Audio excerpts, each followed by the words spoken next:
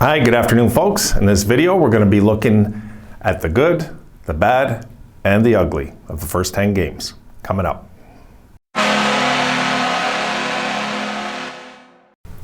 Okay, I wanted to go over, I'm going to look at the ugly first. I never said in what order I was doing it, but I want to go over that first just to look at a few things here that have been kind of glaring and we should discuss because I just want to go, it will make sense if we go in this order, what I'm trying to get at here.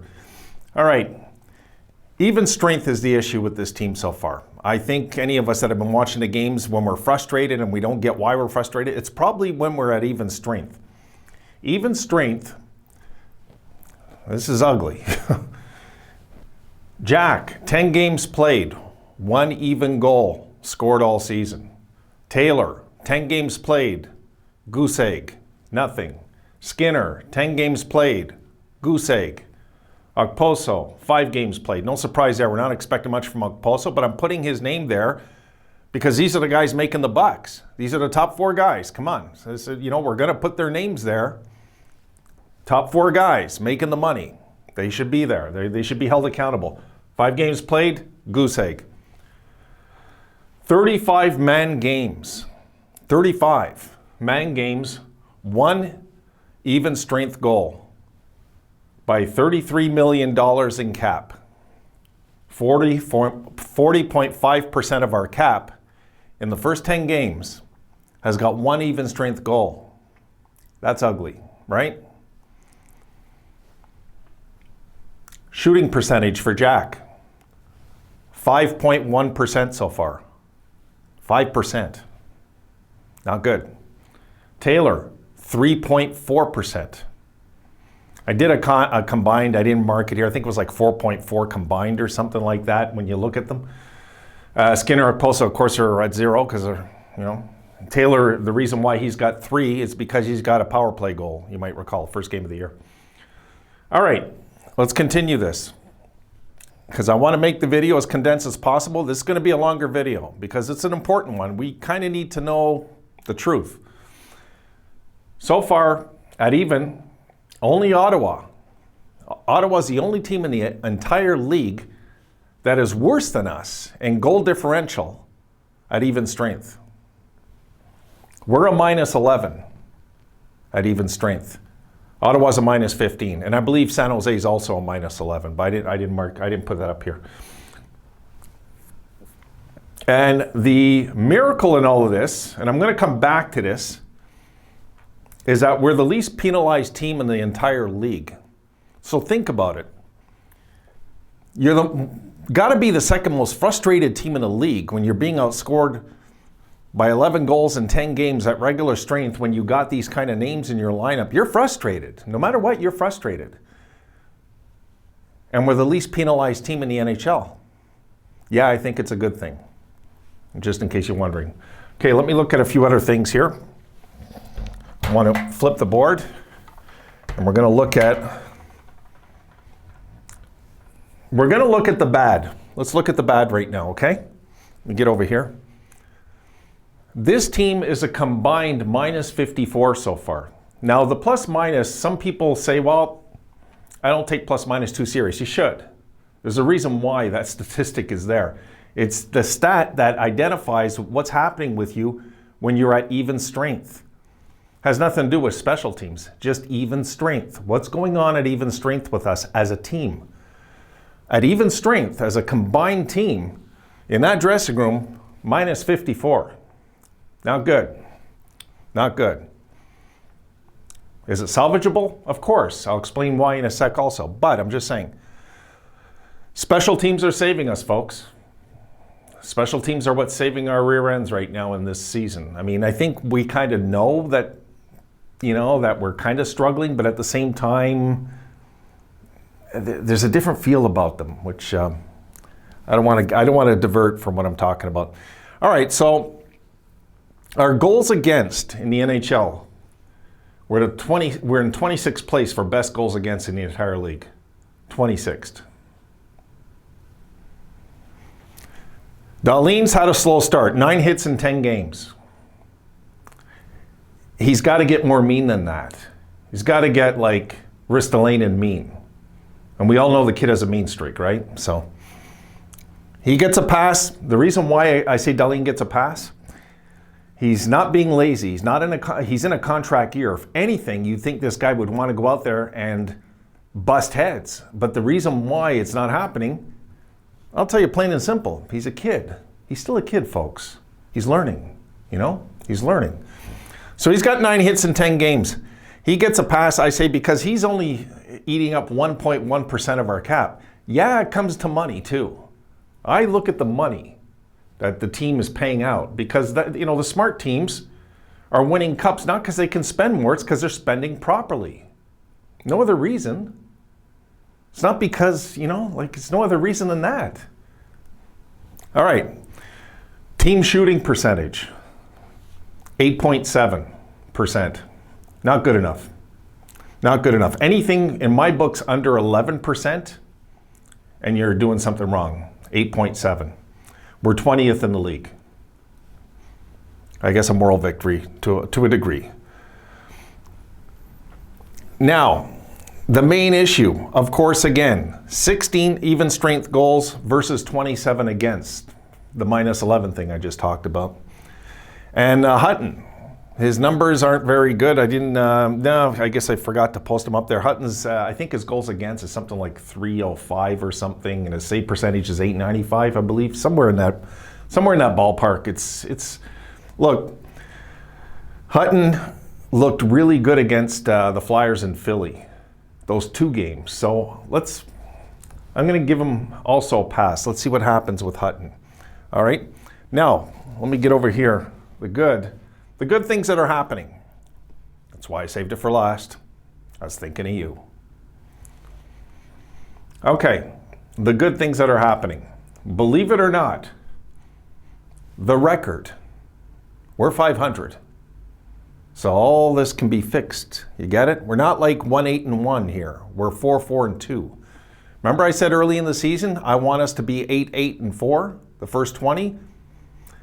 Look at the next 10 games on the schedule, and maybe you'll get why I was saying that back in the day. A few weeks back, I should say. All right, power play. Good news. 30.8%. Excellent. 7th in the league, and it seems like they're getting better on the power play. It does. 12 goals on the power play. 3rd in the NHL. 3rd in the entire league. Difference of outscoring on the power play versus goals we've given up on the power play, 12-4. We're +8 in that department, which is 2nd in the entire league. This is why we're surviving, folks. The numbers don't lie. Special teams are saving us right now. Because if there was no such thing as penalties in the league, we'd be in trouble right now. I'm just saying. Penalty kill. Also happy with, very happy with. 82.6%. And for the record, we got 12 goals on 10 games. A magical number for me, okay, is you want to get about 65 to 70 power play goals to be a dangerous power play. Not 82. You don't need one a game. I'm just saying, we're not playing 82 this year, but you get what I'm saying. You know what I mean? A ratio of about 70 out of 80 games is an excellent power play. We're more than a goal a game average so far, so awesome, just awesome. And that can get better, it looks like. It actually looks like it can get better. Although Olofsson, I didn't mark it on here, but the issue I have with Olofsson, he hasn't laid a hit all year. He hasn't hit nobody.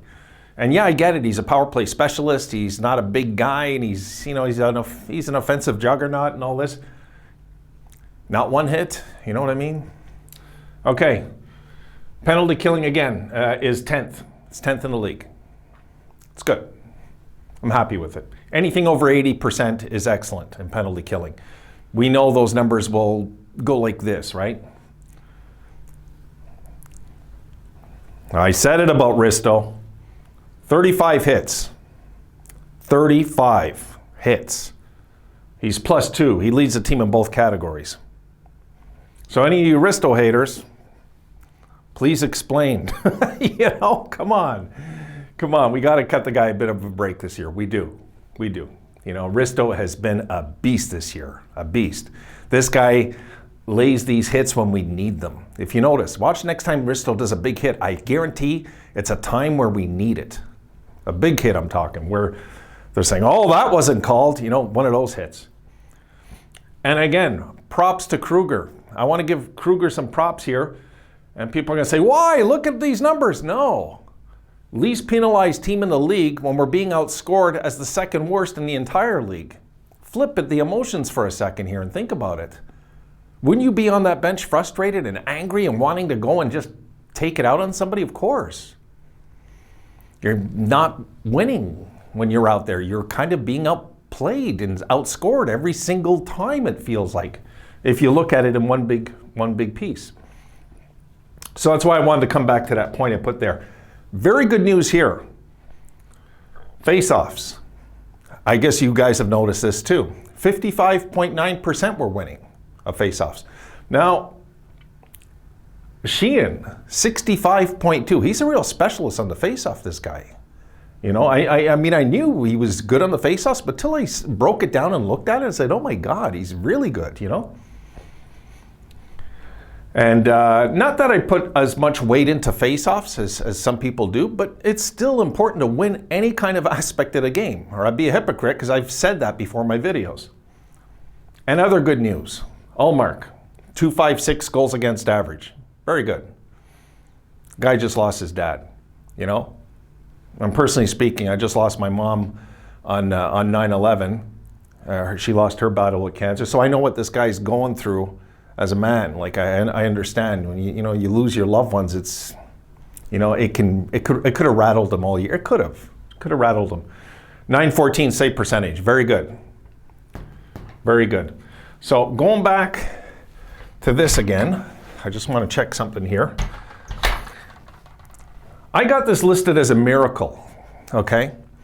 Now, the reason I got this listed as a miracle is because I can't remember the last time I seen a team that was one of the worst on 5-on-5 be the least penalized in hockey. I just can't remember the last time I've seen something like that. Well, we're the second worst team, you know, like Ottawa. I keep forgetting Ottawa's in the league, poor Ottawa, you know. So as long as we keep this up, the tide will turn. This is what's got to change. Those four guys. And I'll tell you what, sorry, Kyle, I've lost hope a long time ago, so I'm going to take Okposo right off there because I don't have any hope left in Okposo. I really don't. And I don't hate the guy. I'm glad he got his health back. I just wish he'd retire. You know, God, I can't. I hate bad contracts. It's what hinders a team's chances to win Stanley Cups is bad contracts. That's what can kill you. Go look at Tampa and show me their bad contracts, please. You're not going to find them. Skinner has got to wake up. He's got to wake up.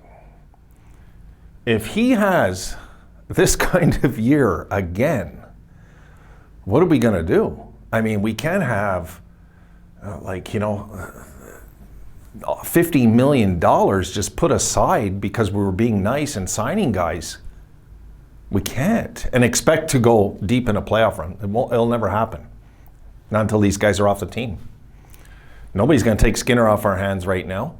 And I was against that signing. Like I said, I was in a Sabres forum years ago and I got shut down about it, saying I don't think we should be paying this guy this kind of money. Right away, everybody's saying like, I know better. And they're like, hey, come on, man. Look at these numbers, you know? But if these numbers can pick up, and I do believe with Skinner, he can turn it around. I'm not just throwing pennies in the water hoping. I really do believe that this can turn around. Skinner can turn around. He needs a big game for that to happen, though. He needs a hat trick. He needs a big night. You know what I mean? He needs a big night where things can just turn all of a sudden. We know Jack and Taylor are going to get it together. I'll just throw that out there. There's just no way two guys of this caliber are going to continue having 5% and 3.5% shooting percentage. Come on. I forget what it is. It's like 78 shots and they got I looked at the numbers. I was like, it just doesn't make sense. They're too good for this not to change. And the truth is, they're too engaged. Taylor's been hitting. They're too engaged. They're too engaged players when it comes to their game. You know what I mean? Whereas Skinner, you know, I'm going to defend him. He's looked good some nights. He's actually looked good some nights. All right, so that's it. That's my take on the first 10 games. This is the first installment of The Good, the Bad, and the Ugly. I hope this maybe shed some light on some stuff for you guys. Just in case you're pulling your hair and you're wondering why, say, what the hell's with these guys? Like, maybe this makes a little sense now if you look at it this way. The main problem, the number one issue, is Jack, Taylor, and Skinner. 1 goal in 10 games. 1 even strength goal. 1. It's not going to cut it, folks. We've got to do more. We've got to get better. We've got to get more aggressive with that number, which isn't hard to do. They could do it all maybe in 1 game next game, so we'll see. Tough games coming up. The next 10 games, the next 10, the Sabres could take a nosedive.